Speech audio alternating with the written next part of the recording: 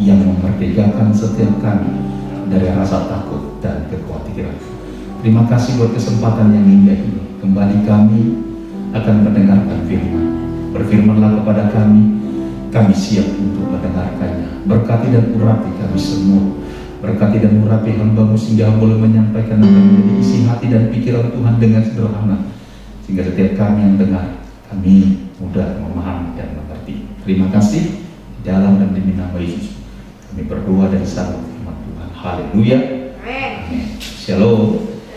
Selamat pagi buat kita semua. Pagi hari ini kita akan melihat satu kebenaran firman Tuhan yang terambil dari kitab Injil Markus pasal 6 ayat yang pertama sampai ayatnya yang ke-6.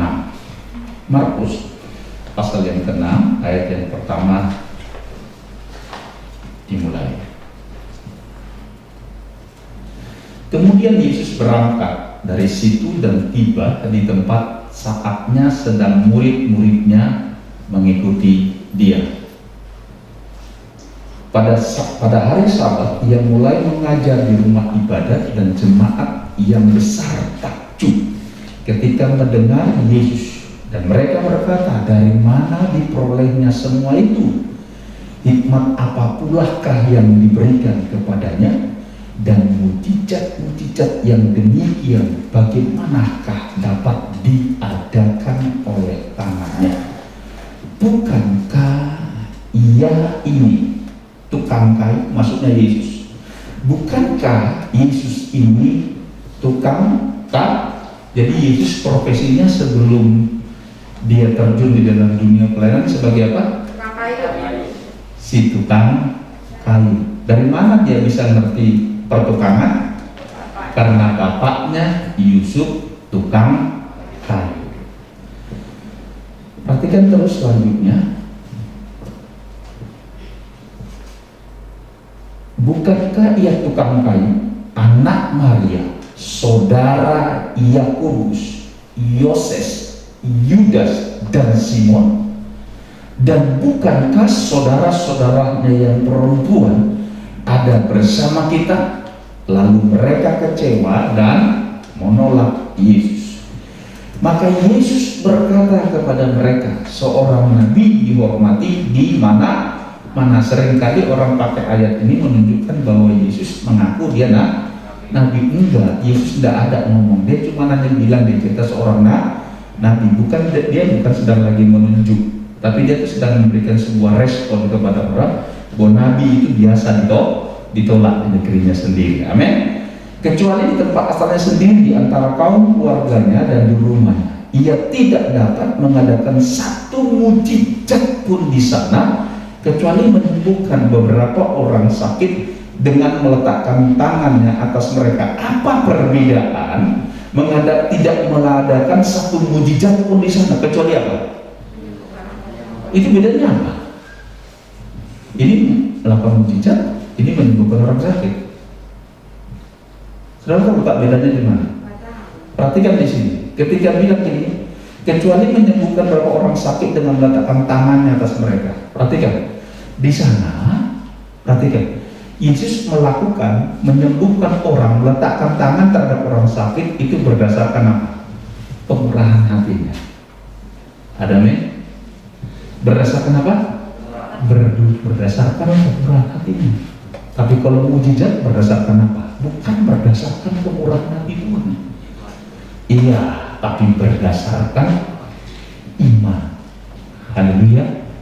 Amin. Dan Tuhan mau saudara setiap hari, setiap saat mengalami apa?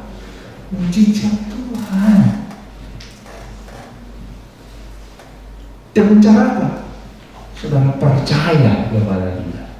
Mengapa banyak kita gereja Tuhan atau anak-anak Tuhan tidak mengalami dan nikmati mujizat Tuhan? Bukankah Tuhan beserta dengan kita? Lagu terakhirnya tadi apa? Ku yakin kau hadir di sini. Terus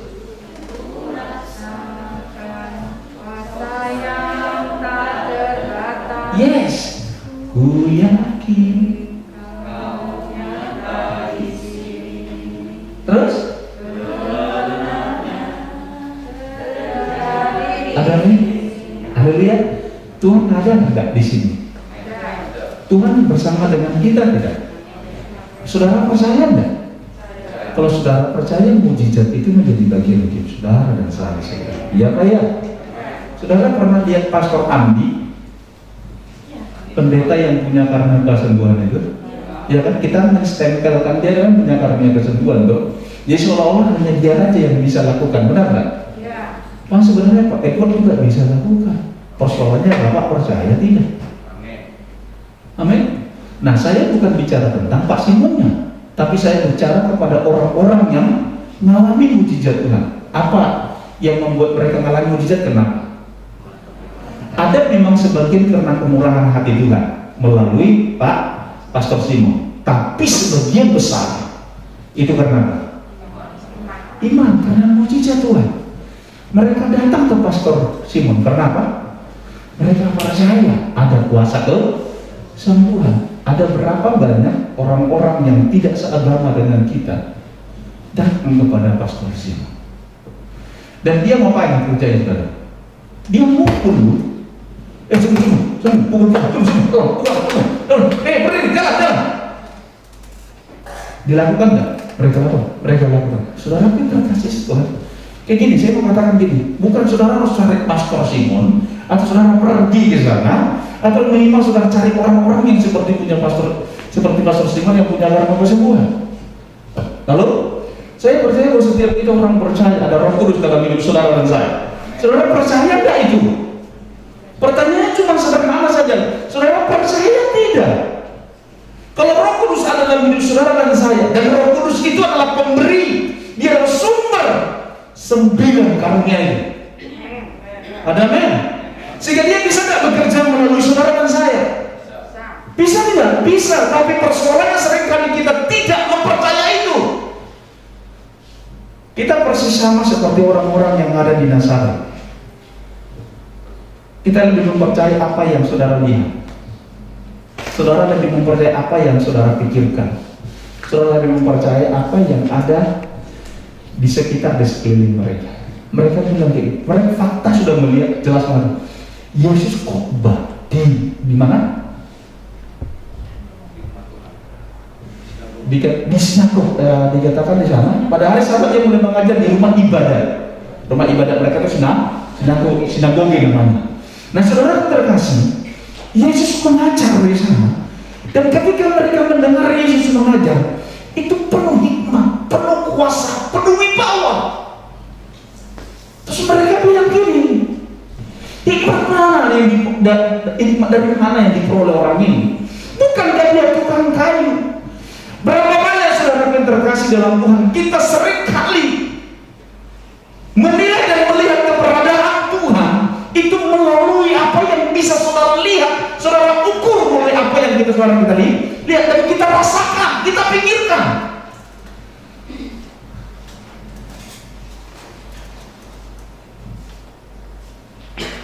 Ini kan tukang kayu, bukan dari keluarga para imam. Ini bukan keluarga pendeta ini. Kok bisa ini? Kerjanya apa ini? Kerjanya kan cleaning service ini. Sapu-sapu gereja, susun bangku, bersih-bersihkan siapa? Si Samuel. Siapa si Samuel ini? Ini kan piring. Sekolah pernah dihitung-hitung 5 tambah 5 tambah 10 kali 10 sekali dikali 0 berapa? Buka kalkulator. Kok bisa 0 ya bukan? Mungkin kita berpikir seperti itu. Halo? Seringkali kita hanya melihat dia kan tukang kayu. Saudara-saudara yang lainnya ada bersama dengan kita. Saudara laki-laki dan saudara perempuan ada di sekitar, di sekeliling kita. Dan apa yang terjadi saudara? Akhirnya mereka menolak ini. Perhatikan ayat yang ke-6. Ia merasa heran atas ketidakpercayaan mereka. Sebenarnya saudara terkasih yang membuat Tuhan tidak dapat berbuat apa-apa atas hidup hidup saudara dan saya itu karena kita tidak percaya Tuhan. Kalau saudara percaya, saudara pasti akan taat. Kalau saudara percaya, saudara pasti apa? Saudara pasti akan taat.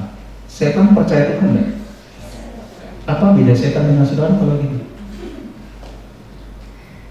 Apa beda setan dengan kita? Ada yang tahu? Setan dia percaya Tuhan Maha Kuasa, tapi dia tidak mau taat kepada Tuhan. Apa beda saudara dan saya? Saudara percaya sama Tuhan, tapi bentuk kepercayaannya diwujudkan dalam sebuah apa?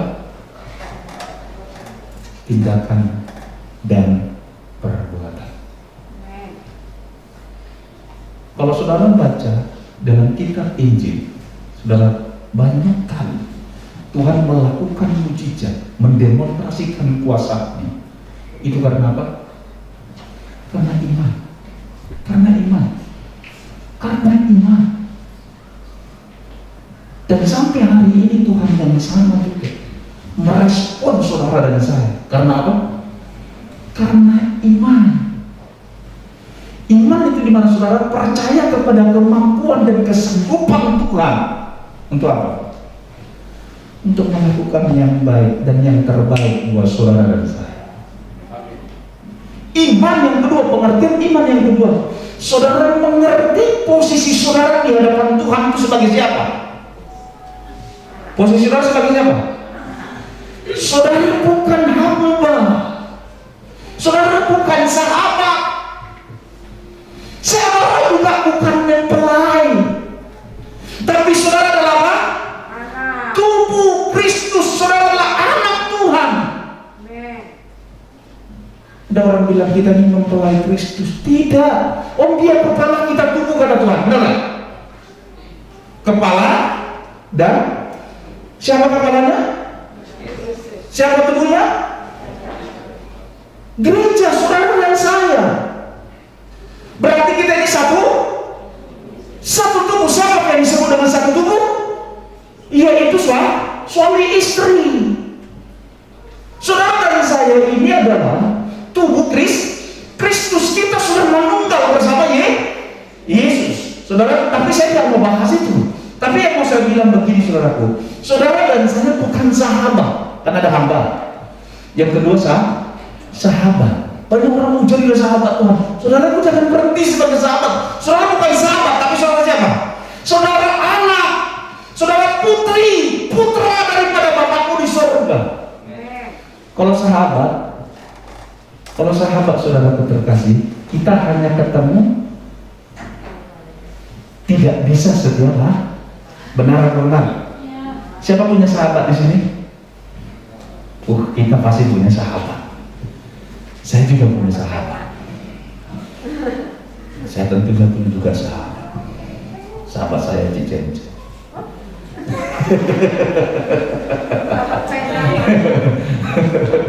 Saya punya sahabat. Ya, sahabat saya Heri, misalkan. Tapi saudaraku, saya tidak mungkin bisa ada setiap hari buat mereka. Benar apa benar? Walaupun mungkin tuh Heri sakit terkapar, saudaraku, sebagai saya sahabat mungkin 1-2 hari saya bisa nemani enggak? Tapi saudara dan saya, kita anak. Kalau anak apa saudara?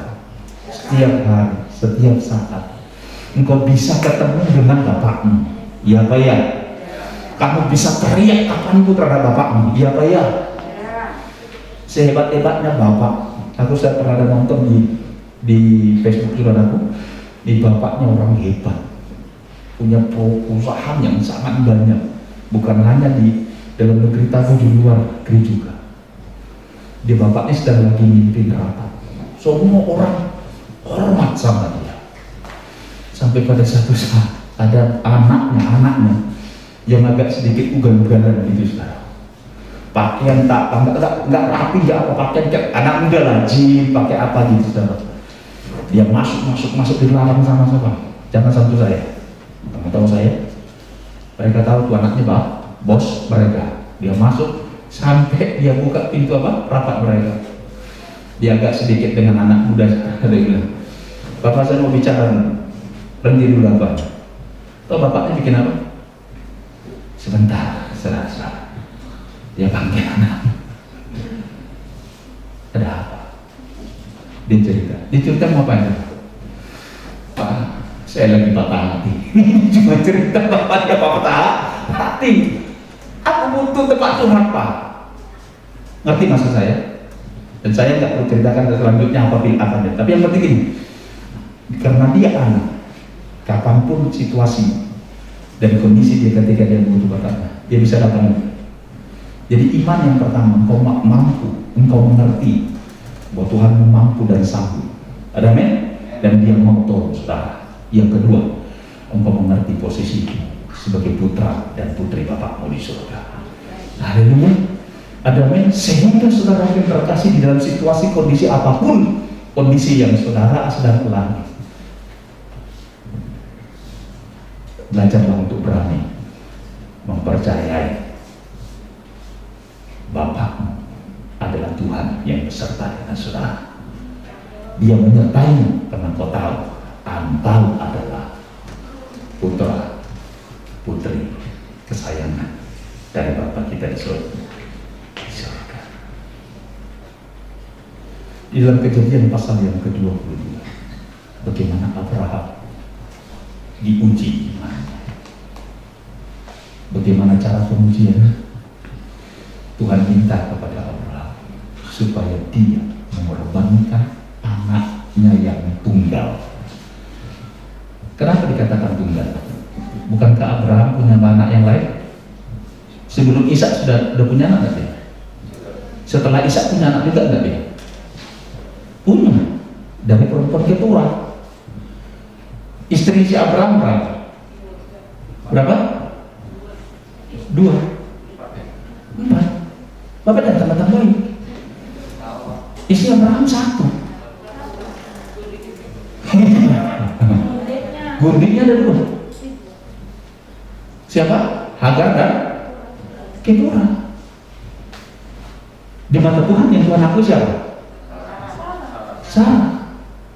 Dan karena Tuhan memang tidak perjanjian dengan Sarah. Yang lahir dari rahim Sarah cuma siapa? Maka Tuhan bilang anak tunggal yang sudah dinanti dan tunggu selama 25 tahun. Lahirlah si Ishak. Waktu lucu-lucunya si Ishak, Tuhan minta supaya Abraham korbankan. Kalau pakai logikanya Abraham, taat tak ya? Tidak mau taat. Alasan yang pertama, belum pernah ceritanya Tuhan minta pengorbanan manusia, korban binatang ya? Iya, dewa-dewa lain yang selalu meminta mereka membawa persembahan apa? Manusia, anak, perempuan dan lain sebagainya. Tapi Tuhan nggak pernah dia minta korban binatang. Tapi hari itu Tuhan minta kepada Abraham siapa? Anak yang dikasih, anak tunggal yang dikasih oleh Abraham. Alasan yang pertama, kalau dia pakai logikanya, dia pasti nggak mau taat sama Tuhan. Yang kedua apa saudara? Alasan yang kedua, bukankah Tuhan yang sudah kasih? Masa Tuhan kasih Tuhan ambil? Ngerti tidak saudara? Masa Tuhan sudah kasih, masa Tuhan ambil lagi? Ini pasti bukan Tuhan. Bisa tidak kita bilang? Abraham bisa tidak ngomong gitu? Tuhan dah kasih, masa Tuhan minta lagi korban? Ini pasti bukan Tuhan. Kenapa Abraham tahu itu Tuhan? Karena pengalaman dia bersama dengan Tuhan sejak Tuhan panggil dia dari Ur Kasdim. Amin. Saya berdoa bahwa setiap saudara, saya juga mempunyai pengalaman sejak saudara keluar dari atau dipanggil dari manusia lama saudara, masuk menjadi manusia baru, menjadi ciptaan baru di dalam Kristus Yesus Tuhan. Amin. Dan kita mempunyai pengalaman bersama dengan dia. Pengalaman saudaraku itu lahir dari hubungan kita setiap hari bersama dengan Tuhan. Saya mau tanya sama saudara-saudara, kenal dia enggak? Dari mana saudara bisa kenal dia? Kalau saudara tidak pernah membangun hubungan dengan dia. Setan tahu enggak Yesus? Setan tahu. Tapi apakah setan mengenal Yesus? Tidak. Karena setan dan Yesus tidak pernah bergaul, tidak mengenal dia dengan baik. Tapi dia rindu gereja Tuhan, anak-anak Tuhan mengenal siapa Yesus Tuhan Bapa kita. Amin. Bagaimana caranya saudara mengenalnya? Bagaimana saudara bisa mengenalnya?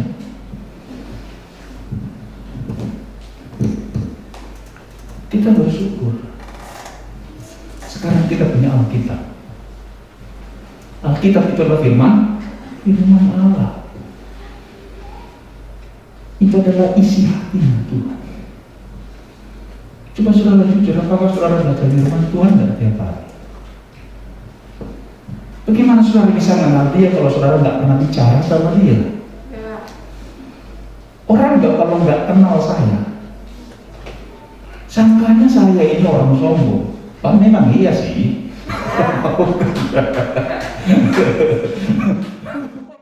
Akhirnya orang sombong. Kalau orang nggak kenal saya, sangka banyak orang sangka saya ini bukan pendeta, tapi pengusaha muda. Kalau orang nggak kenal saya, orang pikir saya uangnya nggak pernah habis. Sangkanya orang sugih. Tapi bagi mereka yang kenal saya, mereka tahu siapa itu Pak Yesus. Hatinya seperti Yesus. Kalau pas lagi marah. Haleluya. Mereka ngerti, mereka tahu saya siapa. Saya siapa. Sehingga mereka kadang kalau mereka kenal, mereka tidak takut kalau mau cerita curhat hal yang pribadi dan lain sebagainya. Karena saya tidak pernah hadir untuk menjadi hakim bagi mereka. Saudara kita kasih dalam Tuhan. Dari mana saudara bisa mengenal Tuhan? Membangun mesbah di hadapan Tuhan. Memberi waktu, bukan cari waktu. Kalau saudara cari waktu sampai ayam tumbuh gigi, saudara nggak akan pernah punya waktu. Saudara punya 1000 macam alasan untuk membuat alasan saudara tidak punya waktu untuk berdoa atau membangun mesbah di hadapan Tuhan. Tapi saudara harus memberi waktu. Yang Tuhan butuhkan nggak lama. Berikan waktu. Kalau saudara bilang cuma 5 menit, duduklah saudara diam di kaki itu. Terus saudara mulai berdoa. Tuhan, aku mengasihi, Tuhan mencintai. Tuhan, aku merindukan. Tuhan, aku mau curhat. Tuhan, aku mau share. Atau mungkin saudara bilang, Tuhan, hari ini aku hanya mau menyembah-Mu aja. Aku memuji kebesaran. Terserah. Atau mungkin saudara berkata, saudara lagi, Tuhan, aku mau berdoa pendeta Yos. Dimanapun pada saat ini kiranya Tuhan Kau berkati, lindungi, jaga ini, ulurkan tangan-Mu, doa kasihan-Mu atas dia. Amin. Saudara nggak usah pakai tanpa dengan aturan saudara dimulai sikat gigi dulu, pakai parfum, pakai kemeja, duduk yang baik. Oh Bapak, bukan aturan itu. Oh apa saudara bilang gini? Udah kasih pujian penyembahan dulu, apa pujian penyembahan apa? Dulu mikir lagi pujian penyembahan aja udah berapa waktu? Enggak. Yang penting saudara berikan waktu saudara. Setiap hari itu berapa waktu yang bisa saudara berikan kepada Tuhan? Mau pagi, siang, sore, malam, tengah malam atau subuh. Silahkan saudara. Apakah saudara mau berdoa? Apakah saudara mau menyembah? Atau saudara mau curhat dengan Tuhan? Amin. Atau mungkin saudara waktu untuk membaca firman Tuhan. Tuhan, aku mau duduk baca firman-Mu Tuhan. Bagaimana saudara bisa mengenal Tuhan? Yang ketiga, saudara berkasih, ikuti rutin ibadah-ibadah korporat seperti ini.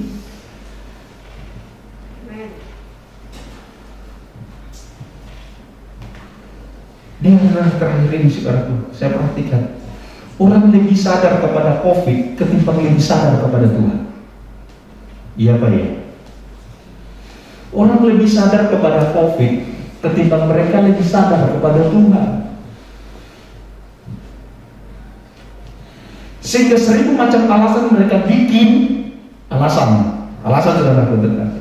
Kenapa tidak ke gereja? Karena bukan berarti kita ini sembrono. sembrono. Bapak beberapa kali berulang-ulang ngomong di mimbar ini. Justru orang yang menyadari Tuhan ada bersama dengannya, saya percaya tidak akan menjadi sembrono dan sembarangan. Amin. Kita justru akan menjadi lebih tertib. Oleh karena itu mari saudara, bagaimana kita bisa mengenal Dia?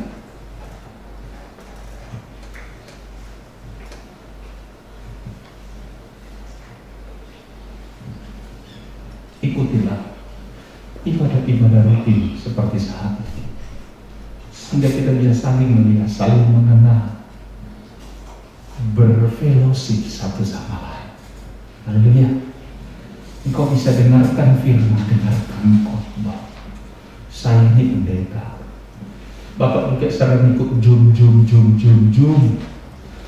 Tapi saudara terkasih dalam Tuhan, jujur. Seberapa banyak yang bisa kita dapat dan kita terima dan kita konsentrasi mengikutinya.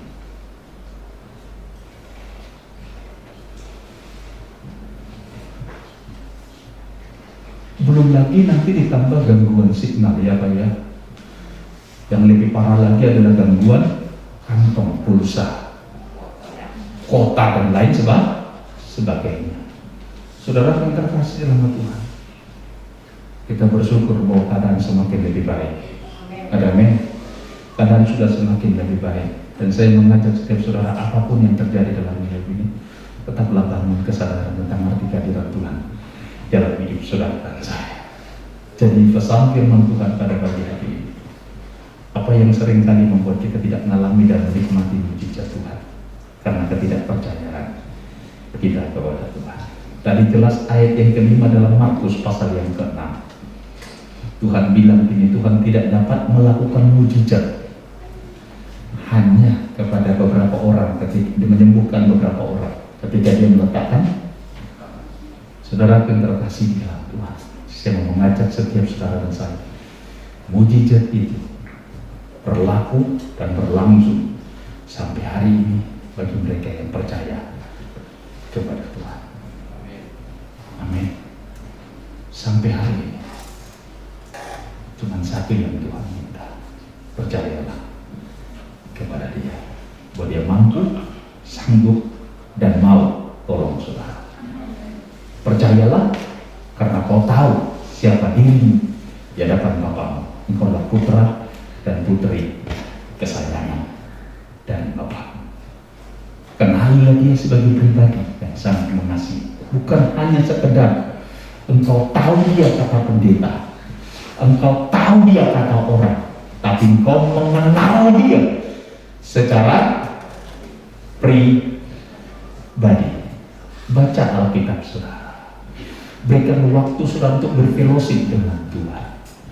Dan yang ketiga, rutinlah mengikuti ibadah-ibadah secara korporat seperti ini, karena itu juga melatih disiplin bagi setiap kita yang percaya kepada Tuhan. Tuhan memberkati kita. Haleluya. Kita tundukkan kepala. Aku sudah sampaikan apa yang menjadi isi hati. Mari Roh Kudus Engkau menolong bahwa seluruh umat boleh mengalami dan menikmati mujizat yang Tuhan sudah sediakan bagi setiap kami.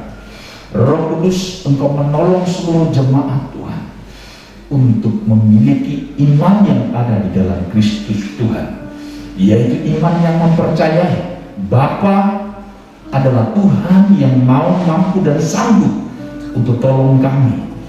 Iman yang melihat posisi kami di hadapan Tuhan adalah sebagai putra dan putri kesayangan dari Bapa kami di surga, sehingga oleh karenanya tindakan kami, perbuatan kami, dan perkataan kami itu adalah pernyataan iman kami, sehingga dunia tahu bahwa sungguh Engkau adalah Tuhan Bapa yang hidup bagi setiap kami. Terima kasih, bersyukur kepada dalam dan demi nama Yesus kami sudah berdoa. Haleluya. Amin. Kita akan menikmati perjamuan kudus pada pagi hari ini. Saya undang pelayan Tuhan untuk maju ke depan. Bapakku di dalam surga, pada kesempatan yang indah ini kami akan menikmati perjamuan kudus. yang dimana hidangan adalah tubuh dan darahmu sendiri, yang dilambang oleh roti dan ampun, sehingga setiap kami yang menerimanya, kembali kami dibawa dan diingatkan tentang kasih yang luar biasa yang sudah dinyatakan 2000 tahun yang lalu, dengan mati sebagai kami, mati sebagai saya di kayu salib, sehingga hidup yang kami hidupi sekarang adalah hidup oleh karena iman, hidup oleh karena Yesus Kristus yang melakukan perjalanan ilahi melalui kehidupan insan kami. Terima kasih, ku bersyukur berkat-Mu di dalam perjamuan kami, sehingga setiap kami yang memakan, kami yang menerimanya, kami diberkati Tuhan, baik rohani, jasmani maupun secara materi. Di dalam nama Yesus, berkati rekan Antoni yang melayani. Haleluya, amin.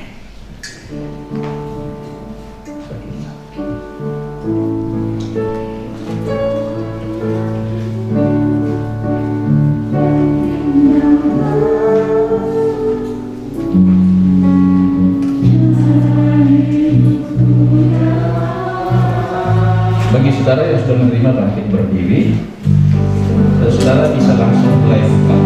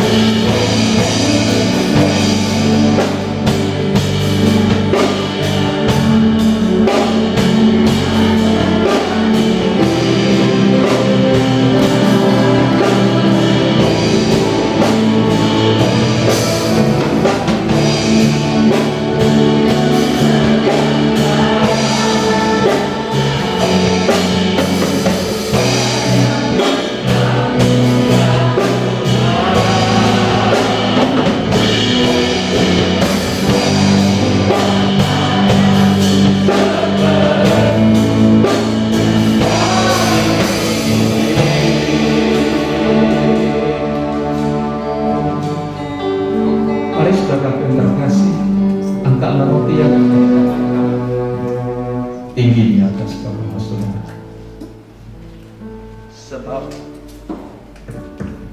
Sebab apa yang telah kuteruskan kepadamu telah aku terima dari Tuhan, yaitu bahwa Tuhan pada malam waktu ia diserahkan mengambil roti, sudah itu ia mengucap syukur atasnya, ia memecah-mecahkannya dan berkata, inilah tubuhku yang diserahkan bagi kamu, perbuatlah ini menjadi peringatan akan aku. Bukankah roti yang ada di tangan kanan kita ini adalah merupakan persekutuan dengan tubuh Kristus. Amin. Mari kita makan dalam nama Yesus.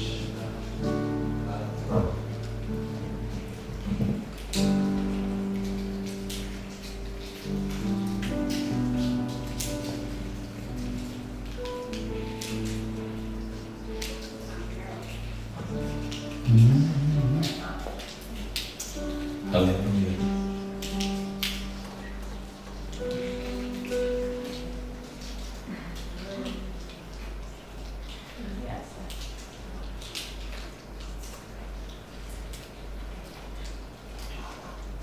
Saya tunggu bagi saudara yang belum bisa membuka.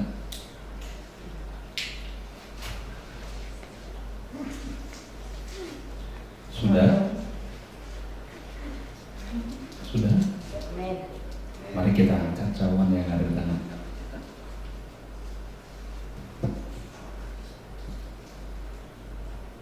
Demikian juga yang mengambil cawan sesudah makan lalu berkata, cawan ini adalah perjanjian baru yang dimateraikan oleh darahku. Perbuatlah ini setiap kali kamu meminumnya menjadi peringatan akan aku. Bukankah cawan ucapan syukur yang ada di tangan kanan kita ini adalah merupakan persekutuan dengan darah Kristus? Amin. Mari kita minum dalam nama Yesus.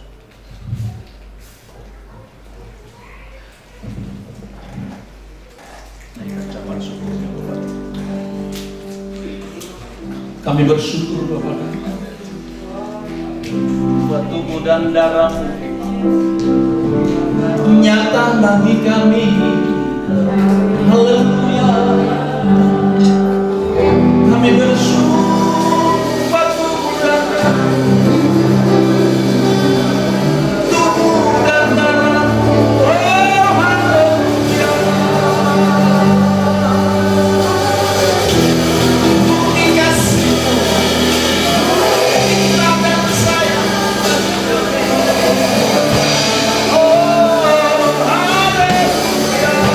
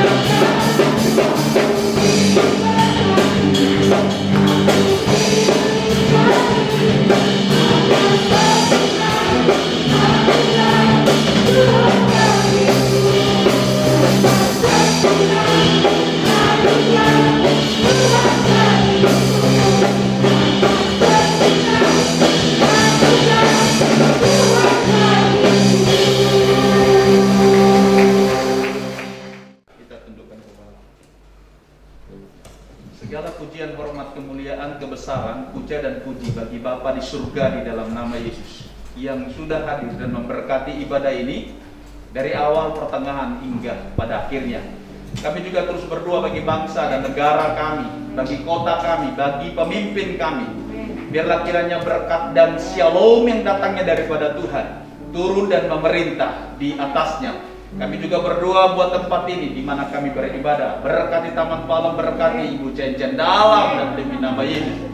Dan setiap kami yang berulang tahun dalam minggu ini, baik ulang tahun kelahiran maupun pernikahan, kiranya berkat-Mu berlimpah-limpah di atas hidup mereka. Dan setiap kami yang sudah mengambil bagian dalam ibadah pada pagi hari ini, biarlah setiap kami dibawa untuk mengalami dan menikmati kebenaran firman Tuhan yang sudah kami dengar hari ini, sehingga nama Tuhan dipermuliakan dan membawa setiap kami semakin lebih mengenal Tuhan secara pribadi. Terima kasih, bersyukur kepada Tuhan. Dan sebentar kami mau pulang, kami mohonkan berkat-Mu atas setiap kami. Mari umat Tuhan, angkatlah kedua tanganmu dan terimalah berkat Tuhan. Tuhan yang memberkati, melindungi, menjagai, bahkan yang menyertai keluar dan masuk kita. Tuhanlah yang membuat kita berhasil dan beruntung dalam segala usaha, pekerjaan, pelayanan, pendidikan, rumah tangga, dan juga dalam rencana-rencana kita ke depan. Tuhanlah yang menjauhkan dan melepaskan kita dari segala mara bahaya dan juga dari segala kedahsyatan malam. Damai sejahtera, sukacita yang melampaui segala akal itu terus memerintah atas hati dan pikiran kita. Darah Yesus menutup bungkus dan menuruti kita serta para malaikat Tuhan berkemah sekeliling kita, menjagai, mengawali, bahkan turut membantu dan melayani kita. Terimalah berkat ini di dalam nama Bapa, Putra dan Roh Kudus, yaitu di dalam nama Yesus Kristus yang percaya dan sudah diberkati oleh Tuhan. Bersama saya katakan, amin. Tuhan Yesus memberkati.